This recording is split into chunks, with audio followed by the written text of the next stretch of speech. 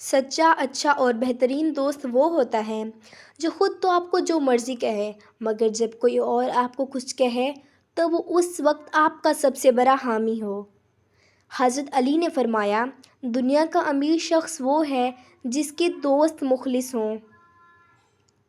صرف قرآن پاک ہی وہ سچا دوست ہے جو قبر میں بھی آپ کا ساتھ دے گا۔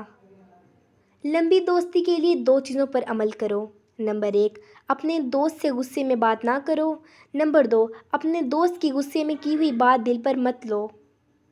خدا نے اگر دوستی کا رشتہ نہ بنایا ہوتا تو انسان کبھی یقین نہ کرتا کہ اجنبی لوگ بھی اپنوں سے زیادہ پیارے ہو سکتے ہیں۔ اچھے وقت سے زیادہ اچھا دوست عزیز رکھو، کیونکہ اچھا دوست برے وقت کو بھی اچھا بنا دیتا ہے۔ حضرت علی نے فرمایا، تمہارا بدترین دوست وہ ہے جو تمہیں غلط بات پہ راضی کرے۔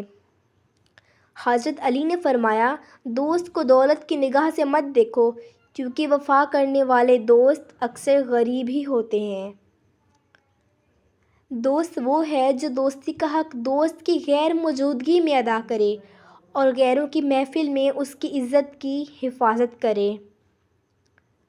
ہم وہ نہیں جو دل توڑ دیں گے، تھام کر ہاتھ ساتھ چھوڑ دیں گے۔